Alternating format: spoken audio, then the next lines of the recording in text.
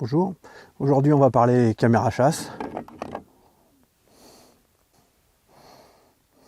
Ça s'appelle également un piège photographique. Alors vous avez peut-être déjà vu ma première vidéo que j'ai faite il y a 5 ou 6 mois.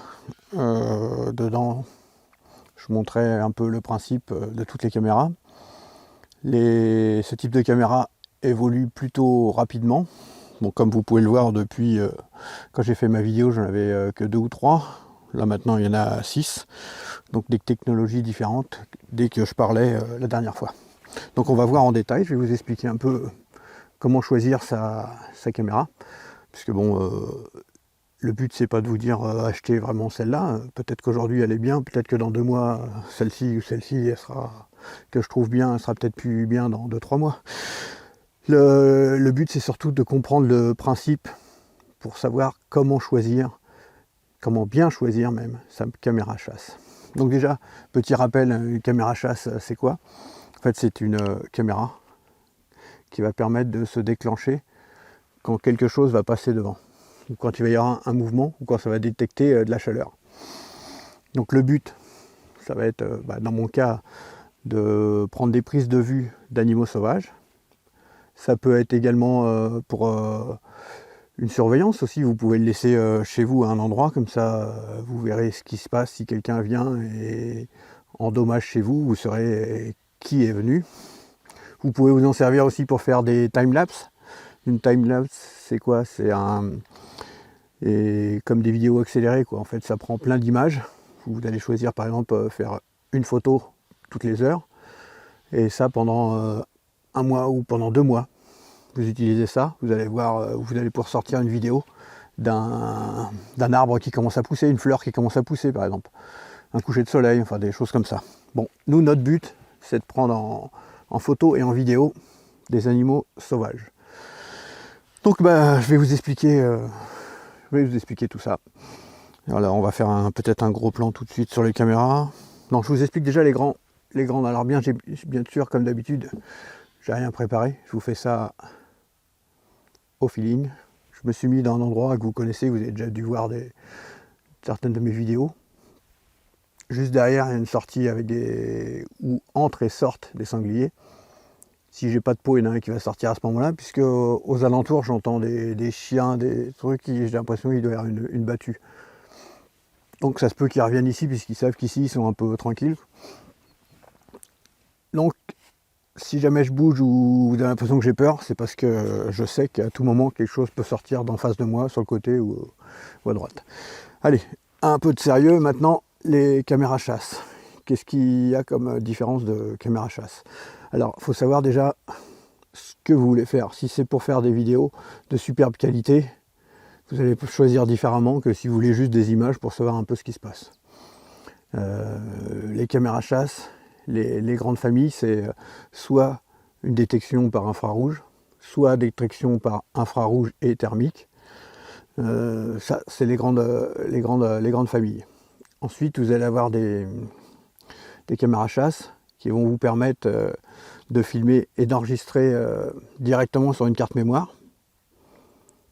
Et soit vous venez rechercher votre caméra au bout d'une semaine, un jour, 2 mois, je ne sais pas, pour voir vos images, ou soit vous prenez un modèle qui fait 3G, 4G, voire 5G pour les dernières. Pour ce type de caméra, il faut être dans un endroit où vous avez du réseau. Moi ici, c'est le seul type de caméra que j'ai pas testé pour l'instant puisque j'ai pas de réseau, ou très faible. Mais bon, peut-être que dans peu de temps, je testerai quand même sur un autre territoire. Alors, donc les vidéos, si c'est en 4G ou 3G, donc celles qui envoient les images, et vous avez besoin d'une carte SIM à l'intérieur, donc d'un abonnement. Il faut savoir que certaines caméras ne vont pas être compatibles avec certains abonnements. Donc soyez prudents quand même.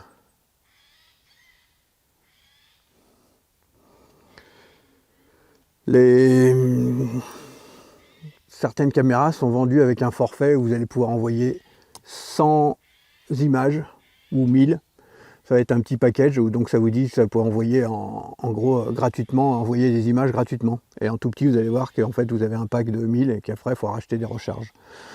Donc soyez prudents, si vous mettez la caméra dans un endroit où il y a beaucoup de passages, des oiseaux, un moineau, ou des trucs, ou des feuilles qui tombent et que ça déclenche la caméra, vous explosez votre forfait juste avec ça, c'est peut-être pas l'idéal. Bon, à vous de voir. Ensuite, point de vue technologie en dessous, il y a les versions, une de celles-là, je ne sais plus où je l'ai mis, qui sont Wi-Fi et Bluetooth. Caméra Wi-Fi Bluetooth, ça ne veut pas dire que si vous mettez à côté de chez vous, vous vous connectez sur le Wi-Fi de votre maison. Non, ça veut dire que lorsque vous arrivez à moins de 10 mètres de la caméra, vous sortez votre téléphone.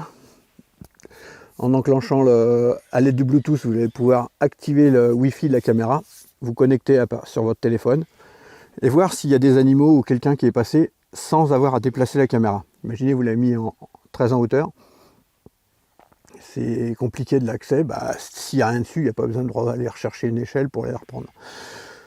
Donc là, en fait, vous pouvez l'utiliser, attention par contre avec prudence, puisque si vous n'êtes pas un peu, comment dire, familier avec les technologies de votre téléphone, ou si vous n'avez pas un smartphone, que vous avez juste un téléphone, déjà vous n'allez pas pouvoir utiliser cette fonction Wi-Fi Bluetooth. Et il faut savoir que selon si c'est Android ou iOS, parfois il peut y avoir des bugs sur l'application qui permet de télécharger.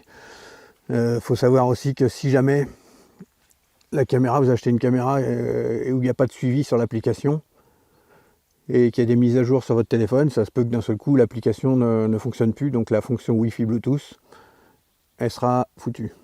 Moi j'ai qu'une seule caméra dans ce genre-là, c'est pas mal. Faut savoir que ça vous aide aussi pour régler la caméra, puisque vous avez l'écran de votre téléphone, vous le mettez comme ça, vous réglez la caméra, sauf qu'il vous manque une main, donc il faut poser le téléphone par terre. Selon où vous êtes, c'est compliqué aussi. Donc il y a des avantages, des inconvénients. Après, ça sera à vous de voir. Pour vous donner une idée, par contre, en 4K, une vidéo de 30 secondes, ça va mettre 30 secondes à télécharger sur votre téléphone. Une photo en haute résolution, le maximum de la résolution, ça met peut-être 2 secondes, 1 seconde et demie, 2 secondes, c'est presque instantané. Donc voilà, c'est pour vous donner une idée des caméras qui sont avec un petit peu de technologie. Maintenant, les caméras qui sont les plus fréquentes, comme pratiquement les autres, quoi, et ça enregistre sur une carte mémoire. Et là, on va rechercher sa carte mémoire, et lorsqu'on regarde la carte mémoire, surprise, il y a des animaux ou il n'y a pas d'animaux. Donc là, je vais vous montrer en détail le type de caméra. Vous voyez, là, il y en a plusieurs. Donc je vais vous les montrer. Je change de place. On va voir en détail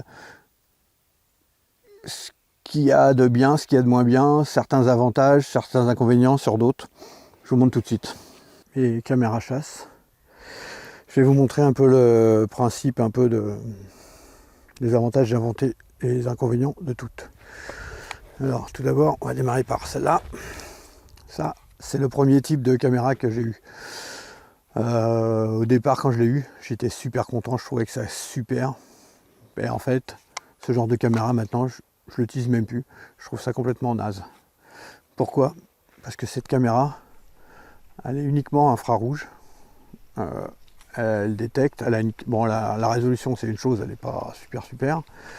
Mais c'est surtout qu'elle est tout le temps en train de se déclencher, les moindres feuilles qui bougent, une herbe qui bouge, ça y est, ça se déclenche. Donc vous laissez 2 semaines, vous avez 6000 photos et vidéos, vous restez 3 à 4 heures à trier pour avoir 15 photos avec des animaux peut-être. Donc ça, j'évite, on oublie. Par contre, le principe est toujours le même. Donc chaque caméra chasse, c'est toujours vendu avec une sangle, la sangle qui est derrière, donc qui se passe derrière comme ça. La différence, c'est que pour ces petites trappes, sur certaines, comme celle-là, ils ont mis, je trouve ça pas mal, des petits crans sur les plastiques. Alors par rapport à ça, je trouve que c'est mieux, selon sur quoi vous le mettez, ça va accrocher mieux. Bon, ça c'est un petit détail. Toutes les caméras chasse, enfin toutes celles que j'ai vues, ont ces petits trous là. Au début, je ne savais pas trop à quoi ça servait. Vous voyez, c'est pour mettre un câble pour attacher la caméra autour de l'arbre. C'est les câbles comme pour attacher une moto, un vélo. Puisqu'en fait, dans la nature, vous allez me dire, avec une grosse pince on le coupe, mais bon, quelqu'un qui vient juste se balader en forêt ou en nature, il va pas se balader avec une grosse pince. Donc déjà, ça limite les personnes pour les voler. Ensuite, en dessous, il y a toujours un filetage. Ça, elles en ont toutes. Hein. Toutes les caméras ont un filetage en dessous.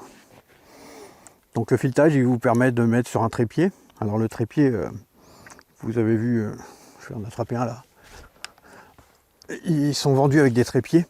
Alors si vous regardez une de mes démallages de n'importe quelle vidéo, vous verrez, je les montre à chaque fois, c'est toujours les mêmes. Ça permet d'être fixé, si vous fixez contre un mur, contre un arbre en hauteur ou un truc. Bon, le trépied, en gros, ça vous permet d'avoir la vidéo. La caméra, alors moi des fois je m'en sers sur un trépied pour poser comme ça. Bon, là-dessus, c'est tous les mêmes. Hein. Le pas de vis, il est standard, il n'y a pas de souci. En dessous, en principe, vous avez une prise extérieure. Donc si vous voulez alimenter par une prise externe, il y en a, ils mettent une batterie. Il y en a, ils vont se faire une batterie eux-mêmes. Il y en a, ils vont mettre une batterie avec un panneau solaire. Panneau solaire. Ça dépend vraiment où vous êtes. Si vous êtes dans un endroit où vous ne pouvez pas accéder souvent, vous allez avoir besoin d'une alimentation qui va tenir le choc. Donc le seul truc à savoir, vous regardez sur la notice pour savoir la polarité. Le plus et le moins pour savoir s'il est à l'intérieur ou à l'extérieur, avant de brancher. Parce qu'elles ne sont pas forcément toutes pareilles. Sinon vous la grillez. Donc le principe, c'est les petites LED là autour, ce qu'on appelle les PIR, P-I-R. C'est ce qui permet de faire les images à la détection infrarouge. Alors, infrarouge, là encore, selon les caméras, il y en a qui vont être plus visibles que d'autres. Ça permet donc l'infrarouge, lorsqu'il fait nuit, ces petites lumières rouges vont envoyer comme une lumière, mais en fait qui ne va pas être visible à l'œil nu, ou qui parfois va faire des petits points rouges. Selon les caméras, ça va se voir plus ou moins, voire même pas du tout. Ça peut être quelque chose à prendre en compte lorsque vous achetez. Certains sont marqués complètement indétectables. Malgré ça, on voit quand même les trucs rouges. Alors les trucs rouges, selon les animaux, il y en a plein, les animaux, ils vont regarder, vous allez voir leurs yeux qui brillent, ils vont regarder un coup, ils vont voir qu'il n'y a pas de danger, pas de souci. Par contre, d'expérience, les renards, le premier coup, il va voir la petite lumière, vous allez voir l'œil qui brille, il va partir en courant, mais il va revenir après. Et au bout de une ou deux fois, il verra que le point rouge n'a aucun danger pour lui, ne représente pas de danger, et du coup il prêtera plus attention au point rouge. Alors sur les vidéos je pourrais pas vous montrer les points rouges, puisqu'en fait dès qu'il y a une caméra, quand on montre en pleine nuit, il n'y a que les caméras qui les voient à l'œil nu pour le refléter, je ne sais pas comment faire. Donc il y a ça, il y a les détecteurs. Vous voyez là ils sont inclinés comme ceci, là inclinés comme ceci. Là, il n'y en a pas. Le détecteur, il est différent. C'est une boule comme ça. Là aussi. Là aussi. Et là, comme ça. Là, alors ça, est-ce que c'est mieux comme ça ou comme ça? En fait, peu importe. Hein. L'important, c'est l'angle qui va y avoir décrit. Vous allez en voir qui sont 90 degrés, d'autres 120 degrés, 130. C'est la détection. Je vous explique un peu le principe. Votre caméra, elle est comme ça. Bon, je vais vous le montrer de face. Je mets la caméra comme ça. Vous avez l'angle qui est comme ça. L'animal arrive comme ça. Vous voyez, le champ, il arrive là. L'animal arrive là. Tac, ça enclenche la caméra. Ça prend la photo. Si l'animal s'arrête là, vous prenez une photo. Vous n'avez rien, vous allez avoir juste sa tête. Dès qu'il va avancer, vous allez l'avoir en photo ou en vidéo, bien sûr. Selon les endroits, ça peut être important d'avoir large ou pas large. Selon où vous êtes, très large, bon, c'est entre 90 et 130, hein, ce qu'on voit le plus. J'ai un peu de tout.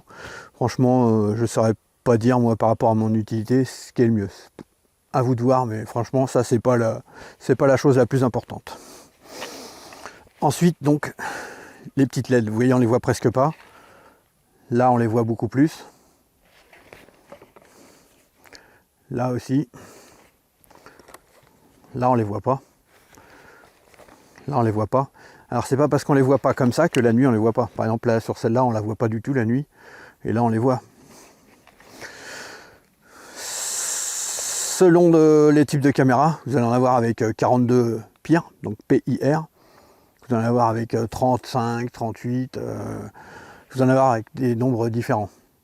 Plus vous en avez, plus ça va permettre d'éclairer la nuit. Quand je dis éclairer, c'est pas comme si vous éclairez avec une lampe électrique, hein. C'est un éclairage qui ne se voit pas, qui va juste permettre à la caméra de prendre les images. Donc là aussi, les images, important. Vous avez de la HD à de la 4K. Il faut savoir que 4K, souvent, c'est pas vraiment de la 4K. Des fois, c'est juste de la 4K interpolée. C'est-à-dire c'est les pixels qui sont mis entre. C'est pas de la 4K native. Vous n'avez pas une image directement. C'est comme un zoom numérique ou un zoom optique, en gros. Donc après, ça dépend ce que vous voulez faire. Selon ce que vous faites, il faut savoir que plus vous allez prendre une grosse résolution, plus ça va utiliser de la place sur les cartes mémoire. Il faut savoir que les premières générations, enfin les anciennes générations, ça allait jusqu'à 32 gigabits la carte mémoire. Maintenant ça va jusqu'à 512. C'est pas un hasard, c'est parce que ça prend de plus en plus de place. Donc après à vous de voir, selon votre ordinateur, si vous filmez vraiment en 4K, si vous avez un ordinateur trop vieux, vous n'allez pas pouvoir voir les vidéos. Donc voilà, attention, prudence. Ça, c'est pour la partie photo-vidéo. Certaines personnes vont vouloir faire que des photos, d'autres vont vouloir faire que des vidéos. Ou d'autres, comme moi, vont vouloir faire photo et vidéo. Donc dans toutes les caméras, vous avez un menu, une interface, donc à l'intérieur, qui vous permettent de régler ce que vous voulez. Moi, dans la configuration, dans ce que je fais, je mets 3 photos plus une vidéo de 30 secondes. Et sur une de mes caméras, j'ai la possibilité de mettre 4 photos. Donc je fais 4 photos plus vidéo de 30 secondes à chaque fois. Sur les caméras, certaines permettent d'avoir le son et d'autres non. Des fois il y en a que c'est marqué, vous avez le son, vous filmez et en fait le son c'est comme s'il n'y en avait pas, on n'entend rien du tout. Alors selon ce que vous filmez, là encore, ça va pas donner grand chose. Si vous filmez, je sais pas, des écureuils, c'est très rare de les entendre crier, donc le son ne va pas vous servir à grand chose. Par contre quand vous filmez des sangliers, qu'il y a des marcassins ou que les sangliers sont en train de se battre, c'est sympa de les entendre grogner. Voilà, vous filmez des oiseaux, c'est bien aussi de les entendre, vous entendez dehors, les entendre c'est bien. Est-ce que d'activer le son, ça prend beaucoup de place? Non, le son c'est pas quelque chose qui prend beaucoup de place sur les cartes mémoire. C'est vraiment la résolution des photos et des vidéos. Donc son ou pas son sur les caméras. Moi je sais que caméra c'est vachement important pour moi d'avoir le son. Alors ancienne génération, donc ça on l'a vu, ça on l'a vu. Certaines comme celle-là c'était bien, et le pied était possible de là et possible de le mettre comme ça. Je crois que les autres c'est pas possible, c'est en général c'est tous en bas. Celle-là j'ai jamais utilisé, ça pourrait être pratique selon où on est, mais en fait vous en foutez puisque le support qui est vendu avec, il a un petit pied orientable, donc que vous le mettez là ou là, ça gêne pas du tout. La sangle qui est vendue, attention, ça vous le saurez pas, mais à l'usure en fait, certains sont vendus avec des sangles qui sont plus courtes que d'autres. Et puis des embouts différents. Mais par exemple, celui-là il est très pratique, il se ferme comme ça, c'est super simple. Celui-là, franchement j'aime pas. Il est compliqué. Bon, ça, vous le saurez pas avant de l'avoir reçu. Bon, puis c'est pas non plus le truc le plus important. Mais c'est encore un détail. On va vous ouvrir à l'intérieur maintenant. Alors vous avez aussi l'objectif. J'avais oublié. Donc il y a un objectif. Par contre, certaines caméras, voilà, celle-ci a 2 objectifs. Pourquoi 2 objectifs? Il y a un objectif qui va être optimisé spécial pour les prises de vue de jour et l'autre pour les prises de vue la nuit. Donc en théorie ça devrait faire des beaucoup plus belles images, puisqu'en fait vous avez c'est comme s'il y a 2 caméras à l'intérieur d'une caméra. Il y a 2 objectifs, mais les autres ils en ont toujours qu'un. Bon, je suis pas complètement convaincu, je sais pas, peut-être il vaudrait mieux un objectif de meilleure qualité que 2 objectifs qui sont peut-être pas une super top qualité, je sais pas. Selon les endroits, je pense que ça a plus de mal, je sais pas. Peut-être que c'est l'avenir ce type de caméra, mais pour l'instant, je mettrai en ligne le test, vous verrez avec les vidéos, vous ferez une idée vous-même. En tout cas, ça c'est rare. Il n'y a pas beaucoup de caméras pour l'instant qui le font. Ça, c'est ça, ça c'est ça. Donc on repart à l'intérieur. Ah oui, autre chose, il y a toujours un petit trou là, pour pouvoir mettre, si vous voulez mettre un petit cadenas, pour éviter que dehors, il y en a qui viennent et qui regardent vos vidéos. Alors là, je vais ouvrir, mais je retire la trappe, parce que sur la trappe, j'avais mis un scotch avec mon numéro de téléphone. Donc en gros, la trappe, elle est comme ça, sinon. On retire. Il y a toujours 8 piles dans toutes les caméras. Pratiquement tout le temps, c'est 2 x 4 en fait. Certaines caméras, si vous mettez que 4 piles, vous allez pouvoir les démarrer. Bon, par contre, elles dureront moins longtemps, c'est un peu compliqué. Et certaines, en fait, il faut vraiment les 8. Les piles, j'ai fait ça la première fois, moi, je trouve ça pas terrible. Vaut mieux toujours des piles rechargeables, ça durera beaucoup plus longtemps. Il y a toujours une prise USB en dessous, un accès, que ce soit n'importe lesquelles, les nouvelles générations ou les anciennes, ce qui permet de connecter directement votre caméra à votre ordinateur. Le câble est mis avec. Ensuite, les cartes mémoire, vous allez avoir soit comme ça, micro SD, ou soit des cartes SD, ça dépend des marques et tout ça. Donc voilà en gros. Ce qu'il y a autre chose, il y a un écran qui peut être noir et blanc ou couleur. Bon, je pense que maintenant ils sont tous couleurs, qui vous permet d'aller dans le menu et de voir ce qui se passe. Bon, celle-là, je la range. On va plus la voir. On va regarder plutôt les autres, qui sont bien mieux selon moi. Donc je la mets à l'envers, on n'en parle plus celle-là. Autre génération que je trouvais dans mon autre vidéo que je disais vraiment c'est le top. Bah, je sais pas pourquoi, mais maintenant ils ont l'air de... Je l'ai montré la dernière fois, maintenant on les voit plus. La différence, quand on ouvre, tout se passe ici. Mais par rapport à ça. Voilà. Voilà. Est-ce que vous voyez la différence? Là, l'écran reste, ce qui permet de pouvoir visualiser sur l'écran pour mettre la caméra où on veut filmer. Alors que là, c'est tout qui tourne, donc il faut viser autrement. Franchement, je préfère ça, mais je ne sais pas pourquoi, il y a presque plus de fabricants qui font comme ça. Peut-être que ça coûtait plus cher, c'était plus fragile, ou peut-être parce que l'écran LCD est beaucoup plus petit et que ça devient compliqué maintenant pour avoir ces tailles-là. Vous voyez la différence de l'écran? Oui, ça réduit la taille de l'écran quand on a ça. Bon, je croyais que c'était indispensable, mais finalement, vous verrez que même s'il n'y a pas ça, on peut viser quand même quand on va à des endroits un peu spéciaux. Donc, à voir. Certaines caméras aussi, qui sont comme ça, il y a juste le bas qui s'ouvre. Ça permet de rester avec l'écran, de pouvoir visionner. J'en ai pas testé, j'ai failli en acheter une, mais pas acheté. Je ferai un récapitulatif avec des liens, si jamais vous trouvez ça indispensable. En tout cas, si vous en utilisez, vous pouvez aussi mettre en commentaire le nom de votre caméra et le modèle. Je regarderai, c'est toujours intéressant. Donc le nombre de petits points comme ça, on va en ouvrir plusieurs, donc ça vous allez voir tout de suite. C'est jamais fait pareil. Bah là on les voit pas puisqu'ils sont derrière. Et là je crois qu'on les voit pas non plus. Voilà. Donc voilà, ils sont pas positionnés pareil. Ils sont pas pareils le nombre. Le nombre, il n'y en a pas tout le temps pareil. Des fois ils sont accessibles, des fois ils sont pas accessibles. Par contre ça va vous permettre d'avoir de meilleures images. Plus il y en a, plus vous aurez des images de belle qualité, enfin plutôt éclairées à la nuit. Bien sûr, selon la saison, s'il y a du brouillard, de la brume, alors donc la nuit, plus les gouttes d'eau qui auront été là-dessus, il y a des moments où vous verrez rien du tout, vous verrez avec les yeux qui brillent des animaux. Ça, malheureusement, vous n'y pourrez rien. Même avec un appareil photo, si vous étiez dehors, ça ferait pareil. Même vous, avec vos lunettes ou des jumelles, on a le même problème. En voiture, pareil.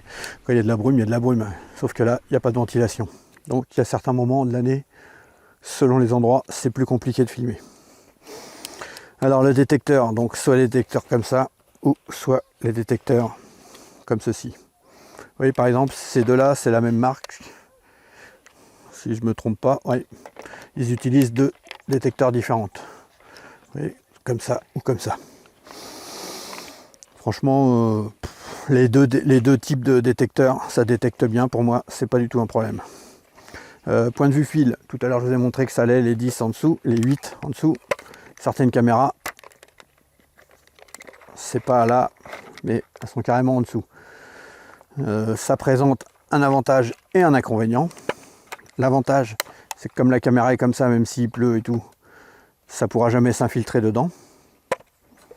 L'inconvénient, c'est que parfois vous pouvez avoir des piles qui gonflent, et alors là, pour les sortir, c'est plus compliqué. Voilà en gros. Ou alors si vous êtes sur le terrain et que la caméra est fermée, il y en a un qui veut faire comme ça, clac. Voilà, il vous pique vos piles et vous êtes comme un con, la caméra, la boîte est attachée. L'autre il retire les piles et hop, c'est mort pour vous. Bon, on part quand même dans le principe que vous allez mettre la caméra dans un endroit où vous n'aurez pas des délinquants qui vont passer devant. Donc ça ne pose pas de problème, c'est pas le gros problème. Donc je pense que j'ai fait un peu le tour de tout. Que vous dire d'autre? Vous voyez, pareil, là tout à l'heure c'était les cartes micro SD. Là il y a des cartes SD. Alors c'est vrai que je préfère la carte SD. Pourquoi? Parce que j'ai des gros doigts et la petite micro SD, des fois elle est pas facile à attraper. SD ça va déjà mieux. Qu'est-ce qu'il y a d'autre? Il y a aussi le type de fermeture. Vous voyez les charnières, on les entend qui font clac. Alors, il y en a toujours deux. Cette caméra, la première fois que je l'ai essayée, super souple. Je pensais que c'était pas terrible, et en fait c'est mieux. Quand elle est attachée et que c'est raide, des fois vous la faites bouger et vous n'êtes plus exactement au même endroit. Ce fabricant là a choisi une option encore mieux, c'est avec une seule, il prend les deux directement. Ça je trouve ça vraiment très bien. Bon voilà, en gros je pense que je vous ai montré un peu tout. Ça va vous aider à choisir. Bien sûr, comme d'hab, je mets dans la description, je mettrai les... Je vais allumer le menu. Je mettrai des liens des caméras que je possède. Et puis si ça peut vous aider à choisir. Et puis vous n'hésitez pas en commentaire à poser des questions ou à me dire j'ai celle-là ou j'ai celle-là. Je montre, j'en ai allumé une. Voilà. Ça va être pas facile de viser. En plus là, je suis dehors, mais voilà comment que ça fait. Voilà, vous voyez. Par contre, voilà, donc là c'est des vidéos, des photos que j'ai mis,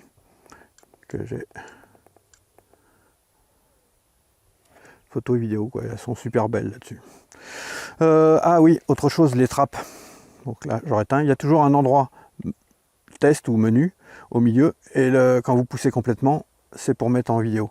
Alors, une chose qui est bien, en fait, la détection, je la remets en mode vidéo. Quand vous l'activez, là en menu, en général, vous avez 5 secondes, sauf celle-là, il y a 16 secondes. Ça met plus de temps pour vous permettre de partir. Oui. Et en général, ça clignote en bleu.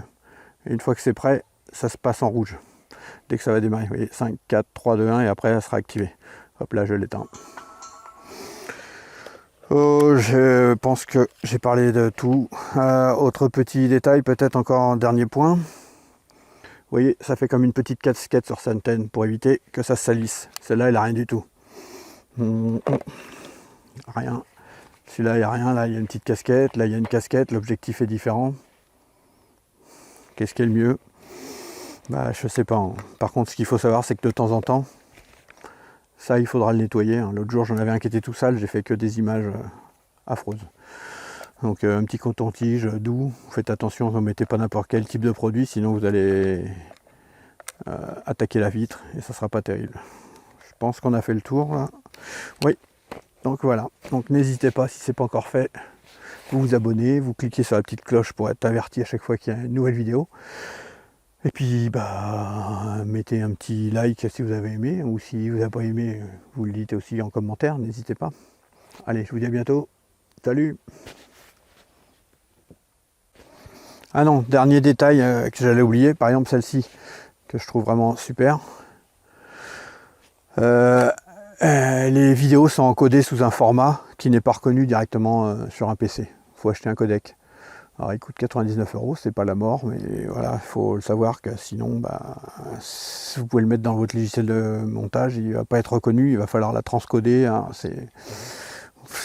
ça peut être un petit détail, donc faites attention. Par contre, les images elles sont belles, l'encodage est mieux, c'est les nouveaux encodages. Par contre, c'est pas pris en compte par les ordinateurs d'origine sur les Windows. C'est sous licence, donc 99 centimes, hein, c'est pas la mort, mais c'est un petit truc à remettre et surtout acheter en ligne un truc qui fait chier parfois, quoi. Alors que toutes les autres, ça fait des points à vie. Alors que là, ça va faire un point MPEG, je crois. Donc voilà, c'était tout, c'était le petit détail. Ce coup-ci, je coupe. Salut!